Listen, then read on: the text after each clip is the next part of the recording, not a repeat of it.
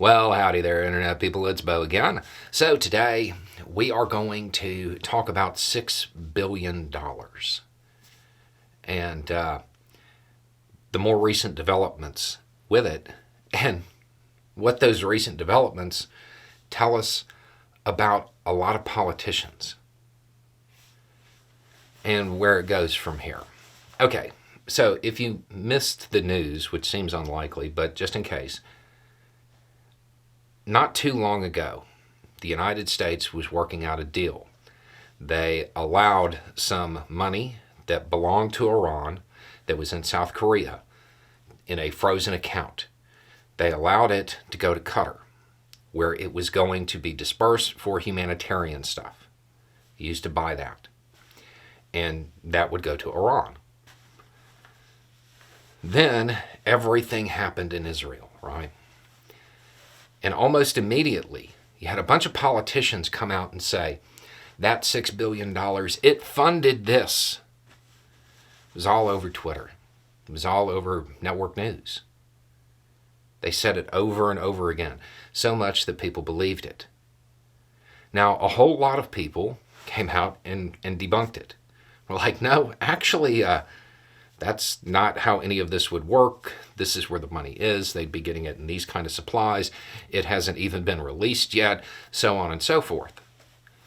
But a lot of people, they just didn't believe the debunks on it, I guess, because that talking point kept going. Qatar and the United States have, at least tentatively, reached an agreement. And that agreement is to freeze that money right where it is. So, since it's going to be frozen in Qatar, Iran never got it. Iran never got the money. It's not just people who really understand it now. It's headlines. The money is frozen there. So, that means that all of those politicians that came out showed footage along with your tax dollars funded this. The reality is it was never U.S. tax dollars, and it never got to Iran. They lied.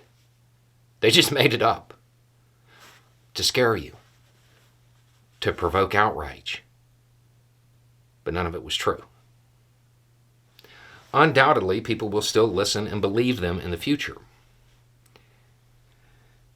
And while that is normally something that we would go on and on about, we have another question.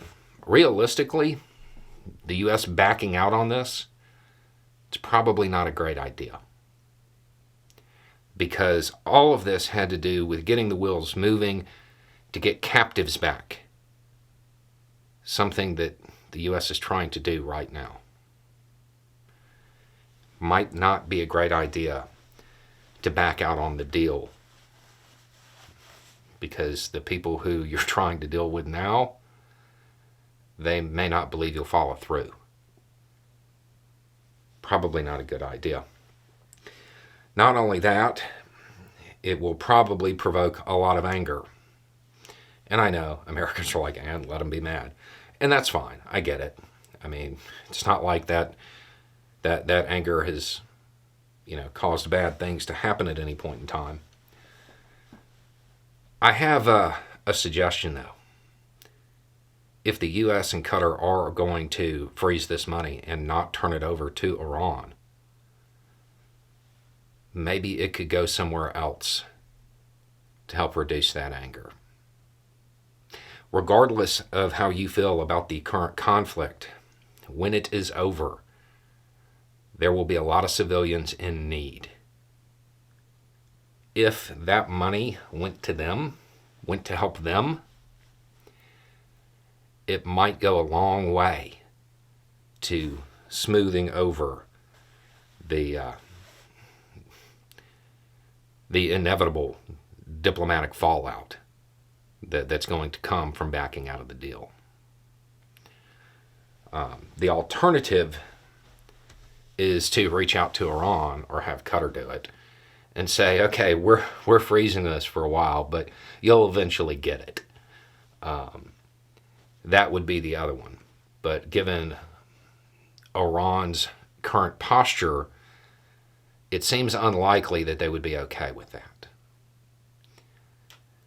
If it was announced that it would go to help those displaced, it might go a long way to smoothing things over, and more importantly, keeping other people, other entities, other countries out of the fight, which that actually needs to be the top priority right now.